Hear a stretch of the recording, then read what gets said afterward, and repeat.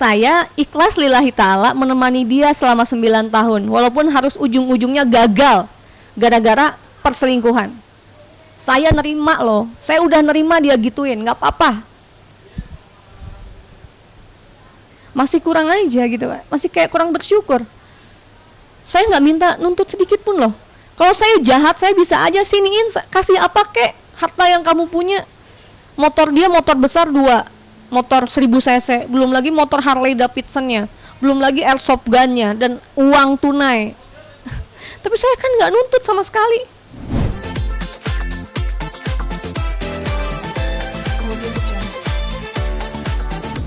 Assalamualaikum pemirsa, ketemu lagi dengan saya Jenita Janet dan suami dan Sofwan. Terima kasih lo udah mampir ke sini. Sampai nyamperin kita di dapur. Biasa ini habis lebaran, kalau orang lain mah beberes bekas masak-masak kemarin opor dan segala macam. Kalau kita beberes dan nyiapin lagi keperluan untuk apa yang akan kita kerjakan ke depan. Jadi ini dapur kita, bisa diintip sedikit sini pemirsa. Tuh. Itu jadi ada oven, kira-kira ini bisnis apa lagi? Kalau orang-orang tahu mungkin aja Jenita Janet mah cuma bisanya nyanyi doang, ya kan? Cuma goyang-goyang doang di panggung. Tapi alhamdulillah partner hidup aku, teman hidup aku tuh benar-benar memaksimalkan potensi aku. Ternyata aku punya potensi, aku juga punya bakat di dunia bisnis. Jadi aku senang banget nih. Sekarang suami ngarahin aku untuk, oh iya kamu tuh sebenarnya punya skill di bisnis, punya bakat di situ. Jadi kenapa enggak gitu? Suami bikinin aku bisnis yang memang aku suka, bisnis yang memang aku juga tahu lah. Sedikit banyaknya aku tahu tentang itu dan harus suka dulu sih sayangnya. Suka dulu, benar. Nah ini ada di dapur browniesnya Janet di sini tuh bersama partner. Ini tempatnya. Nah kalau orang bilang kan brownies image-nya kan paling bolu coklat biasa ya, bolu coklat yang dipanggang kayak gitu doang. Nah aku nih sama suami pengen bikin sesuatu yang berbeda. Jadi brownies kita tuh berbeda. Sini teh. Jadi, ini salah satu yang memang penting nih di tengah pandemi kayak gini adalah kita nggak boleh menyerah, kita nggak boleh putus asa, cari partner yang memang harus partner yang tepat. Betul. Jadi aku nih suka makan brownies, tapi aku nggak mau browniesnya biasa-biasa aja. Jadi gimana teh ide-ide Janet teh? Jadi waktu pas pertama ketemu Teh Janet, waktu itu sebenarnya pengen ngobrol-ngobrol dulu ya. Terus Teh Janet bilang, Teh bisa nggak bikin brownies pedes? Brownies pedes gimana ya? Belum kebayang gitu brownies pedes. Akhirnya tuh aku cari gimana caranya menjodohkan ya kan idenya Teh Janet sama ilmu yang aku punya. Akhirnya tuh kayak yang Teh gimana kalau kayak gini. Akhirnya tuh kayak kita 3 kali trial resep. Tadinya mau bikin 2 varian jadi 4 varian. Terus yang 1 varian terakhir H-1 dadakan. Yang ini ya langsung di approve. Nah jadi ini pemirsa, ini ukurannya seperti ini. Kenapa kita bikinnya yang imut seperti ini? Karena kita pengen bikin sesuatu yang bikin penasaran, terus juga orang biar ketagihan, bikin gemes. Ini yang dibilang tadi abon terpedas di Indonesia. Pernah makan nggak? Brownies terpedas di Indonesia. Iya. Sorry, brownies terpedas di Indonesia. Mungkin teman-teman belum pernah. Ya aku sendiri pun belum pernah menemukan. Rasanya unik. Rasanya unik dan ternyata, jadi aduh sayangnya hari ini kita belum produksi ya Teh ya.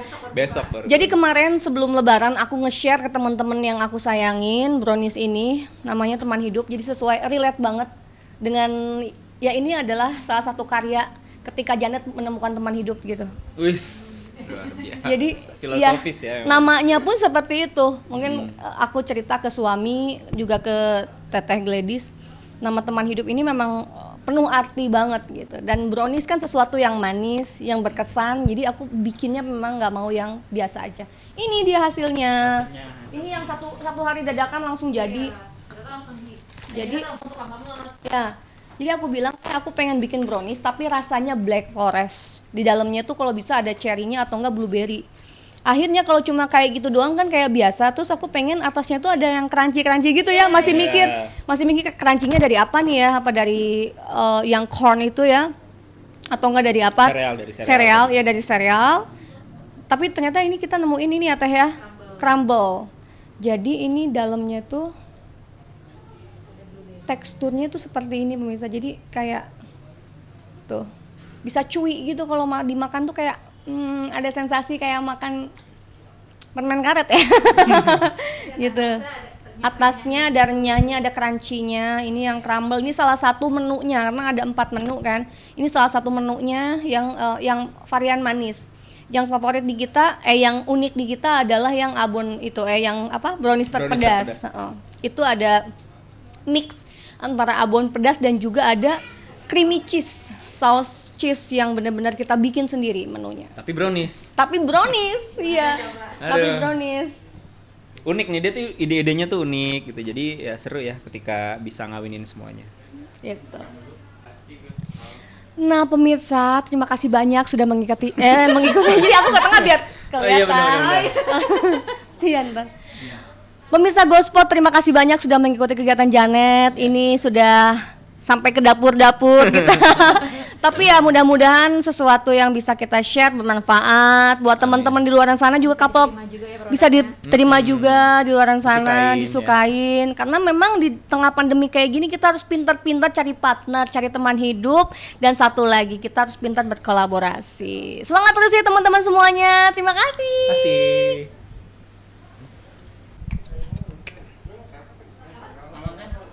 Ya. Di negara ini membuka bisnis baru itu dari suami atau gimana sih awal mulanya? Ya Masya Allah, ini adalah bisnis di kuliner kedua sih yang aku jalanin sama suami, karena aku yakin suami ini nih yang terus memotivasi aku, support aku banget.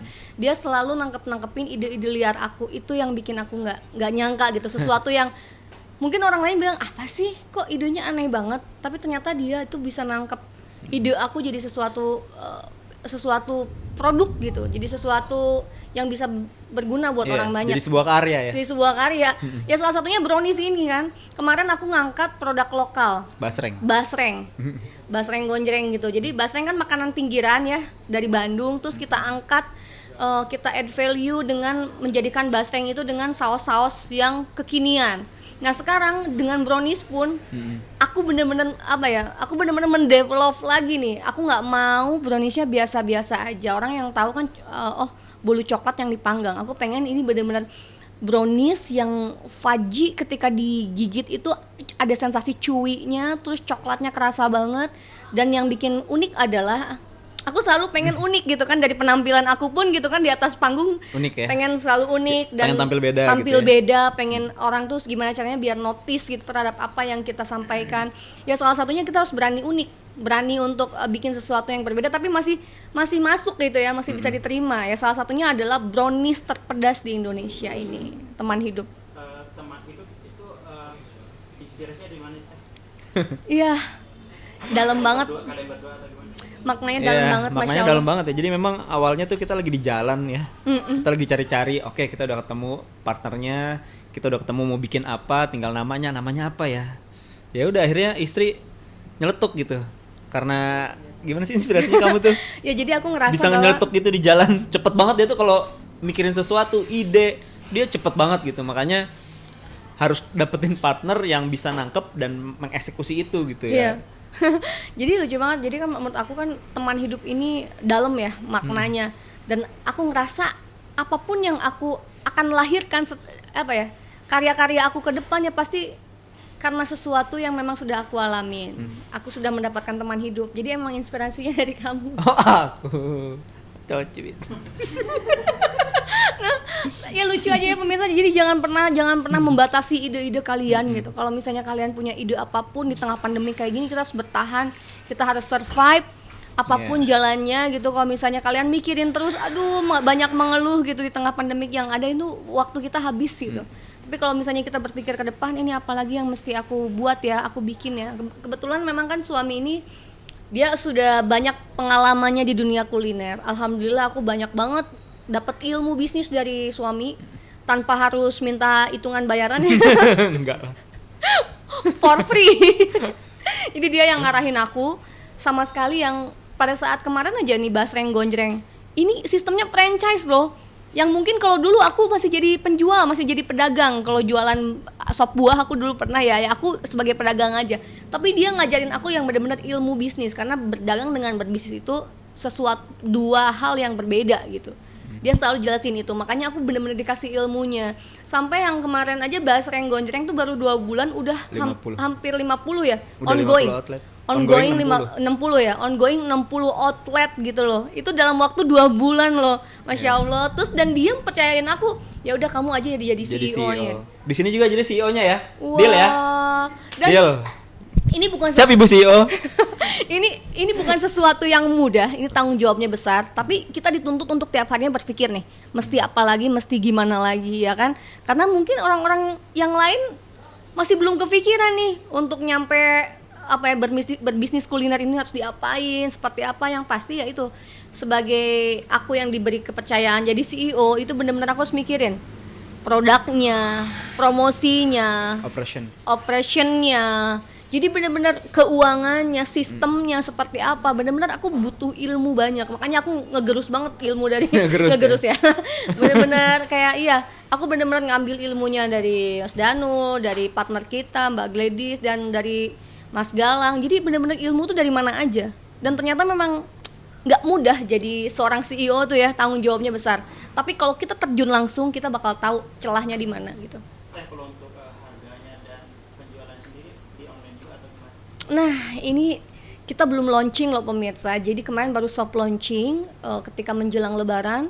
Kita khusus memberikan spesial brownies ini kepada teman-teman kita. Mungkin yang udah ngerasain ada Mama Iis Dahlia, ada Bunda Inul, ada Ria Ricis, ada Wika Salim, ada Umi Elvi.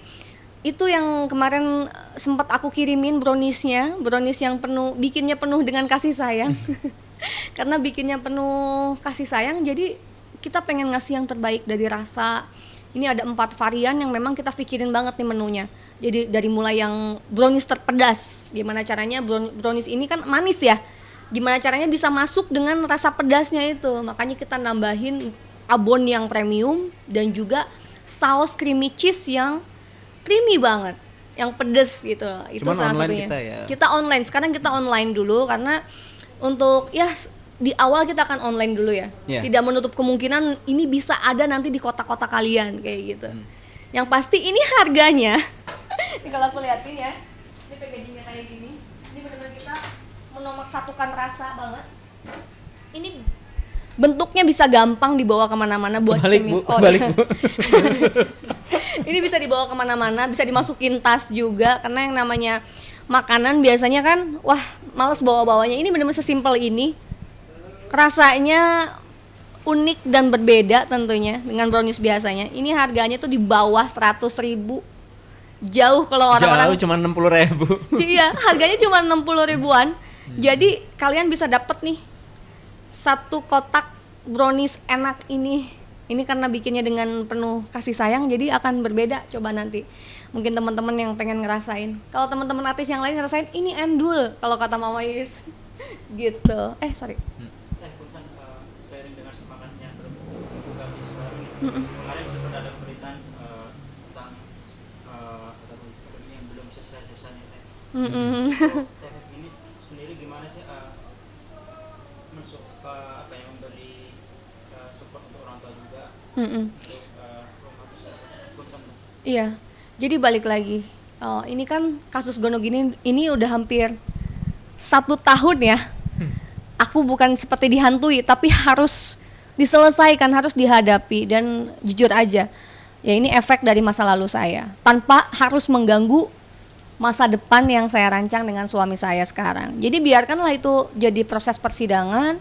Saya kooperatif untuk datang persidangan. Apa yang sudah dituntutkan mantan suami saya, ya. Kalau misalnya dibahas lagi tuh kayak aduh ya Allah capek gitu kan. Maksudnya capek itu adalah iya kok ada gitu laki-laki yang nuntut Gonogini ke perempuan gitu, ke wanita, ke istrinya.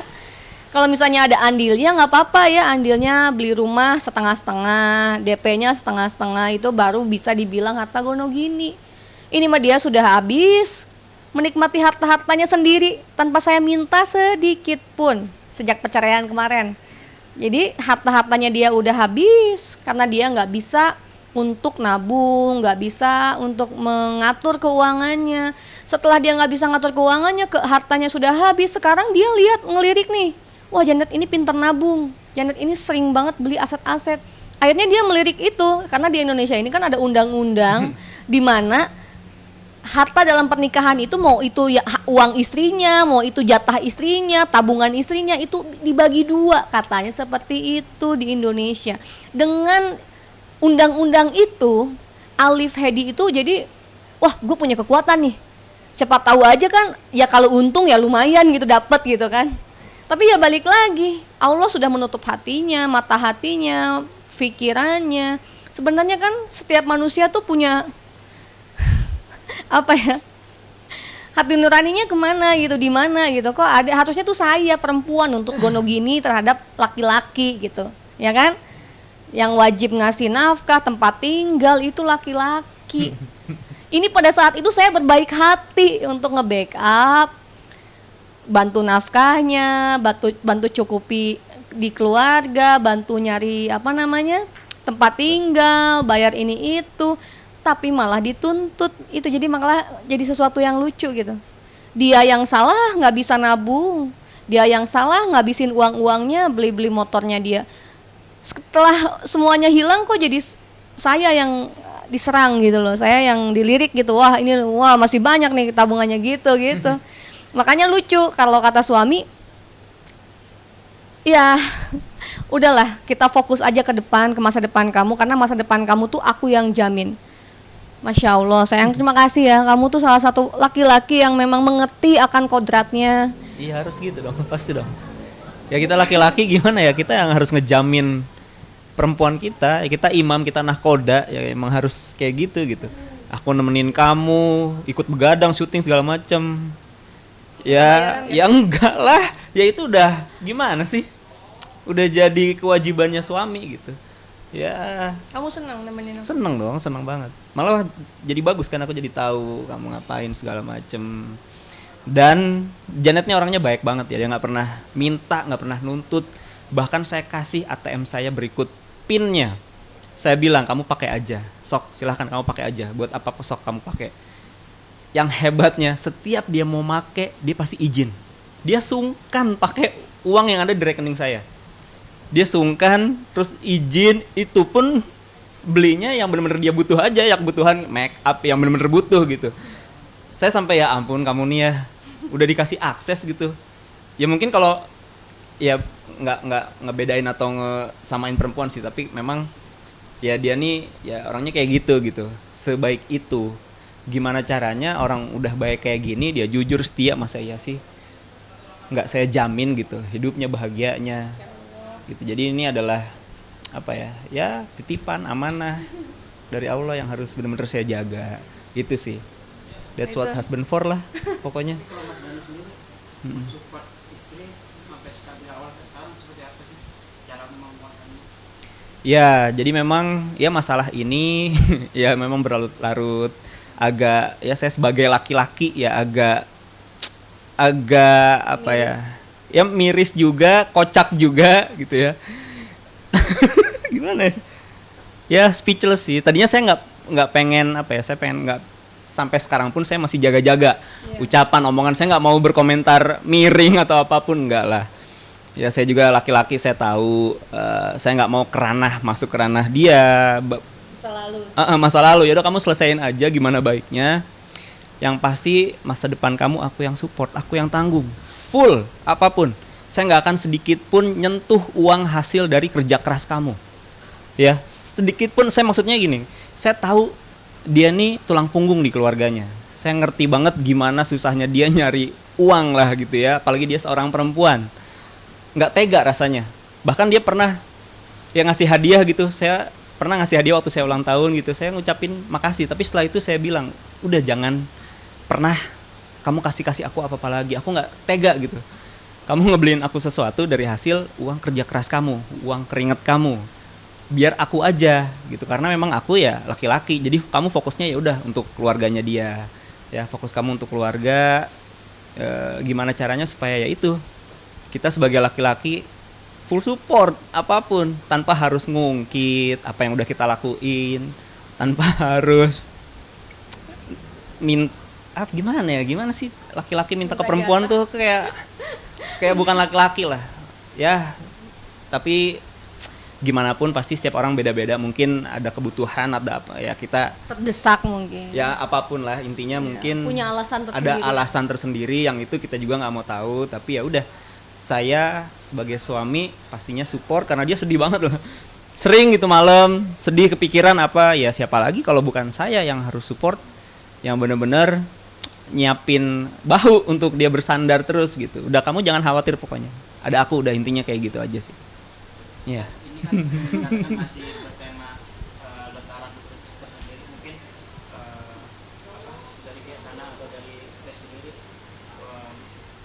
ada permintaan maaf atau gimana sih ini mau lebaran? Kalau saya dan keluarga ya, dari mulai bercerai saja dulu, dia tidak ada itikat sama sekali datang ke orang tua saya. Minimal kalau nggak sama orang tuanya, dia sendiri lah ya, gentle sebagai laki-laki yang sudah meminta saya pada saat itu untuk jadi istrinya, mengembalikan saya pada saat cerai itu, mohon ya maaf ya Bapak, Ibu, kan gitu ya. Kalau yang itikat yang baik mas seperti itu gitu. Dia ngepulangin aku ke orang tua aku gitu kan. Tapi ini nggak ada sama sekali. Bahkan pada saat itu malah saya yang datang ke orang tuanya yang ada di Kuningan, Jawa Barat. Saya datang sampai ke bibinya, saya datang juga bahkan ke bapaknya yang ada di Ciwastra, saya datang. Saya perempuan loh gitu, harusnya kan laki-laki yang datang ke rumah orang tua istri gitu kan. Ini malah enggak, saya yang datang ke mereka minta maaf, saya sudah gagal dan nggak bisa maksain. Kalau misalnya Alifnya memang sudah tidak mau lagi dengan saya, bukan karena cinta, bukan karena kasih sayang, karena ada hal-hal lain, saya nggak mau gitu kan. Akhirnya ya udah, saya pamit ke mereka. Tapi sampai detik ini ya, dari Alif dan keluarganya memang nggak ada itikat baik untuk meminta maaf, datang gitu kan. Ya asalnya juga kita kan baik-baik ya, asalnya kita baik-baik. Dia pun sudah mendapatkan apa yang dia inginkan, beberapa motor besarnya, sampai ada satu lagi motor Harley Davidsonnya yang harganya ratusan juta, sampai dia bisa beli hobi-hobinya, airsoft gun dan segala macem lah yang benda-benda mahal. Itu kan hasil dari pernikahan juga. Tapi saya tidak nuntut sama sekali, silakan dibawa aja itu, saya udah ikhlas. Yang penting tolong jangan ganggu saya berhak bahagia, itu sih. Berarti apa yang poin intinya yang pengen diambil? Maksudnya salah satu dari rumah yang dikasih itu atau? Iya, tuntutan dia kan seperti itu. Saya cuma minta, katanya cuma minta rumah yang di Pondok Gede itu, yang ditempatin sama orang tua saya, yang memang pada saat saya bercerai dengan dia, saya sudah kasih rumah itu untuk orang tua saya.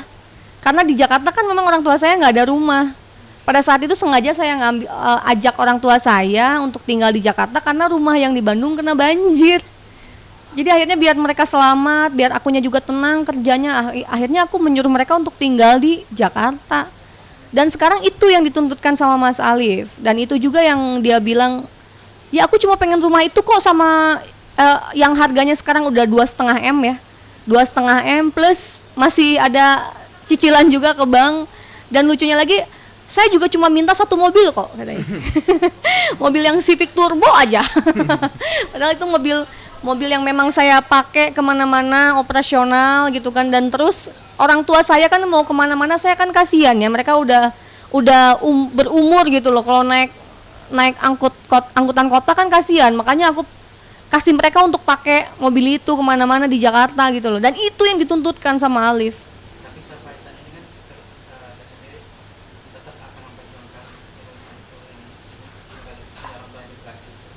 Ya sekarang gini ya pemirsa, gimana saya tidak memperjuangkan hak saya? Itu hasil jeripayah saya, hasil keringat saya, hasil tabungan saya, dari mulai DP-nya sampai ada yang bocor rumahnya, biaya kebersihannya, sampai nyicilnya per bulan. Saya ngomong seperti ini berdasarkan bukti-bukti, karena apa? Itu kan saya bayar dari rekening saya. Jadi semua ada buktinya yang sudah dibahas di persidangan. Ini saya ngulas sedikit biar pemirsa juga mungkin jadi lebih tahu gitu kan. Kebayang gak sih hasil jeripayah kita mencari uangnya tuh dengan halal, dengan jalur yang lurus. Memang agak sedikit lama ya, karena kita harus bersabar ngejemput rezekinya keluar pulau, harus nyebrang lautan, nyebrang mana.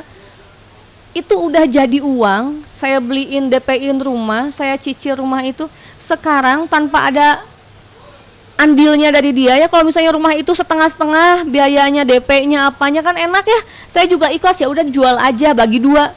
Ini kan gak ada sama sekali. Nyicilnya juga saya yang nyicil, sampai uang kebersihan juga saya yang Uang kebersihan kamu uang juga. kebersihan sayang tiap bulan saya yang bayar. Detik kemarin pajak rumahnya mati, harus PBB-nya harus dibayar, saya yang bayar.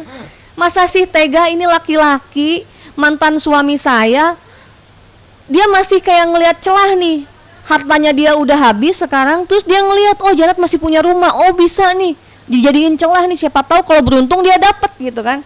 Jadi ini untung-untungan sebenarnya. Tapi saya yakin kok ya, Bapak Ibu di persidangan, di majelis, Ibu hakim juga mempunyai hati nurani dan kebijaksanaannya untuk memutuskan hal ini.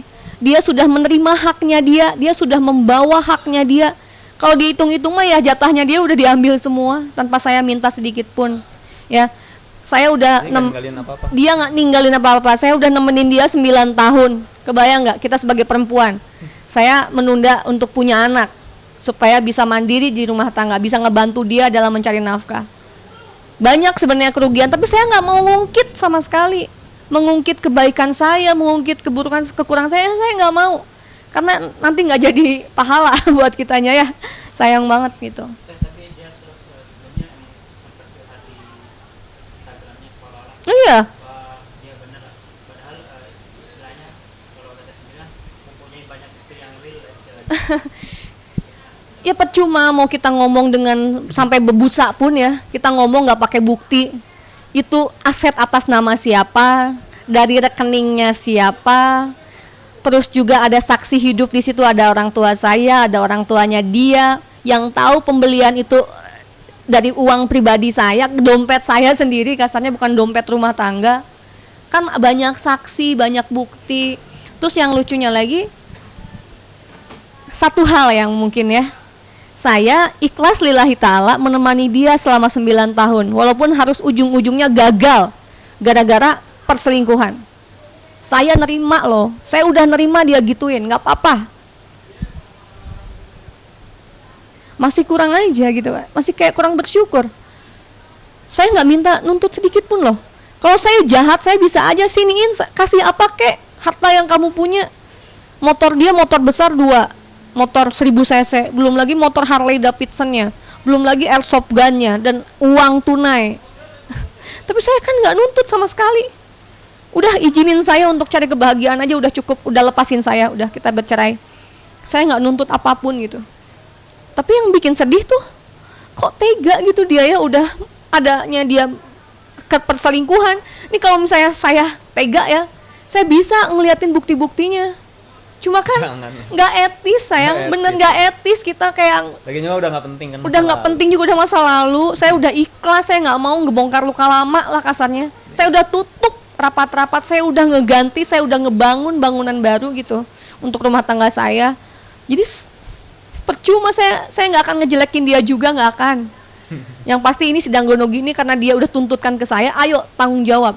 Kalau saya bisa tanggung jawab karena semua aset yang saya punya atas nama saya dari rekening saya dan semuanya ada gitu. Kemarin dari persidangan datang ke rumah ngelihat buktinya, bukti fisiknya, rumahnya ada nggak, mobilnya ada, semua ada, nggak saya jual. Karena itu sangat historisnya sangat besar sekali buat hidup saya gitu loh. Ya itu lucu aja jadinya kalau dia misalnya mau keluar-keluar apa di Instagramnya dia ya terserah ya. Karena apa yang kita lakukan itu sangat mengukur kualitas kita sendiri gitu ya. Jadi ya orang bisa menilai lah. Nanti kalau untuk sidang sendiri di tanggal berapa? Berapa kali sidang lagi? Sidang ini kan kemarin sidang di tempat di rumah saya yang di Pondok Gede. Sedangkan dia kan nuntutnya 5 aset saya ya. 5 aset saya. Kemarin udah 3 yang diliatin, rumah yang di Pondok Gede sama mobil. Udah tuh tinggal apartemen yang di Bandung. Apartemen yang di Bandung sama aset saya yang di BSD. Nah terus dari pihaknya dia jangan lupa ya, Ini aset saya kan udah diperlihatkan semua keberadaannya, ada fisiknya. Tinggal nanti tanggung jawabnya nih. Dia kan punya 3 aset ya, ada 2 motor besar, ada 1 Harley Davidson yang dia punya, yang itu nilainya udah ratusan juta, ya itu juga harus ada fisiknya gitu. Sidangnya mungkin nanti saya confirm lagi ke lawyer saya, karena kan ini lagi pandemik, jadi benar-benar sidangnya ditentukan atas kita ada waktu nggak, kita dua pihak ini ada waktu nggak untuk untuk melanjutkan sidang. Jadi benar-benar kesepakatan dari penggugat dan tergugat gitu. Mungkin terakhir, mungkin dibalik semua ini mungkin pasti ada yang nanya kan. Mungkin banyak dari fans atau netizen mungkin Yeah. kalian berdua yang bisa dikatakan romantis, istilahnya mungkin tinggal satu kebahagiaan lagi, yaitu Punya momongan. banyak ledakan. Itu gimana? Masya Allah, sayang ya. Ya bersyukur ya banyak Bersyukur. teman-teman netizen udah terima support, kasih. ngasih doa yang benar-benar kelihatan tulus gitu, kayak mereka aduh ikut bahagia ya Allah sampai nangis sampai sedih kalau ngelihat kita tuh ya. Iya. Karena mungkin mereka juga tahu gimana beratnya seorang Jenita Janet menghadapi berbagai masalahnya segala macam. Ya alhamdulillah mereka sih pada bersyukur ya. Iya. Beruntung katanya apa sih? Saling beruntung gitu, saling menemukan ya. Iya. Mm-mm. Ya mereka ada yang mengikuti karir Janet dari awal, dari yang dulu aku memang sering ngepost di medsos ya, aku ya seperti ini, aku nggak mau ada sensasi-sensasi, dalam arti ya hidupku ya real aja, aku pengennya ngalir semuanya. Dan makasih banyak buat teman-teman para perempuan-perempuan hebat di luaran sana, mungkin banyak juga nih wanita-wanita yang berjuang untuk keluarganya. Mungkin mereka juga doa-doa mereka yang mungkin ngebantu Janet sekarang bisa Iya, bertahan, bisa nguatin. Dan dari sinilah Janet juga ingin nguatin nih buat mungkin di luaran sana banyak juga perempuan-perempuan hebat yang mengalami hal yang sama dengan Janet sekarang, ataupun memang jadi tulang punggung keluarga. Bismillah, yakin dengan jalan lurus, dengan banyak doa dan membuka silaturahmi, insya Allah pasti akan ada pertolongan Allah, dikasih kelancaran. Nih kita kalau fokusnya ke dalam kesedihan terus-terusan gono gini, nggak ada bahagianya, mungkin aku nggak akan secerah ini auranya, nggak akan sebahagia ini, dan mungkin aku akan ketutup pemikiran aku, mindset aku akan ketutup gitu kan, nggak akan berpikir ke depan. Jadi salah satunya adalah kalau kita pengen bahagia ya bahagiakan diri kita sendiri. Tahun ini mungkin mulai di Program. mungkin program Ya kita sih ikhtiar terus ya, gimana caranya supaya rumah tangga kita makin lengkap gitu ya, sempurna lah dalam arti ya, karena itu salah satu hal yang dinanti mungkin setiap pasangan. Ya kita pengennya sih normal dulu, tapi kalau semuanya kita udah cek ya, aku subur, kamu juga bagus, bersih, semuanya oke, cuman memang masalah waktu aja, tinggal kita bersabar aja. Tapi memang kita mah pengennya buru-buru ya. Iya. Kalau misalkan pun yang alami masih belum juga, ya udah kita mau nggak mau coba program. Kita ditawarin, kita konsultasi dengan dokter kandungan gitu. Kalaupun pengen program apa gitu yang Iya, harus iya, kita jalani. Jadi benar-benar semua masukan teman-teman, konsultasi dokter juga ya kita terapin aja selain kita ikhtiar alami gitu. Doain aja pemirsa, mudah-mudahan biar cepet, makin lengkap ya bahagia makin kita lah. lengkap bahagianya. Jadi biar aku juga nggak terlalu fokus lah sama hal-hal yang bikin sedih Iya. gitu. Ada sesuatu yang baru yang selain Bisnis, bisnisan juga ada anak gitu ya. Aduh masya Allah, buah hati ya. Buah hati, Jadi wah yang lengkap pasti semuanya, insya Allah. akan melengkapi kebahagiaan kita. Amin. Sendiri atau Janet mungkin pengennya laki-laki atau perempuan atau masuk kembar atau apa sedikasnya Allah. Ya, aku sih pengennya sedikasihnya Allah aja. Udah dikasih kesempatan jadi orang tua aja. Oh, udah seneng bersyukur banget. Udah alhamdulillah. Apalagi aku sih pengennya sih punya anak banyak aku mah. Iya, Karena banyak. aku ngerasain mamahku kan cuma punya anak ya? 2 gitu. Jadi kayak aduh keluarga kecil. Aku pengen keluarga besar. Iya, boleh. Kita nggak ya paling ya 15 lah. Itu mah CRT ya. Ya gimana dong, kan kamu mau Enak banyak. banget laki-laki mah ngomongnya begitu. Perempuan yang mual-mual, yang mengandung, yang melahirkan, menyusui. Tenang, yang penting kan aku tanggung jawab. Enggak 15 juga tuh sayang. Klub bola kali ya. Tapi doain ya pemirsa ya, 4 anak cukup lah. 4 ya, insya Allah. Amin ya Allah. Amin. Seru ya. Seru. Seru, tinggal kita bagaimana sebagai orang tua bisa lebih kerja keras lagi karena Aman, insya Allah. karena yakin. Nggak usah kamu yang Oh, kerja iya. keras, aku lah gimana sih? Aku kan menemanimu. Iya, Iya. nemenin aku kerja keras kan. Iya. Ya udah kamu udah pokoknya jangan ngandung aja kan udah capek. Biar aku yang